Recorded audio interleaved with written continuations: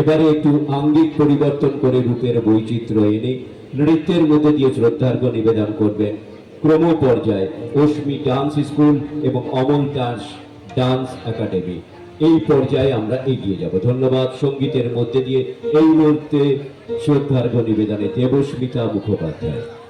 নমস্কার। কবিগুরুর ১৬৫ বছর জন্মজয়ন্তীতে আমি আমার শ্রদ্ধার্ঘ্য নিবেদন করছি।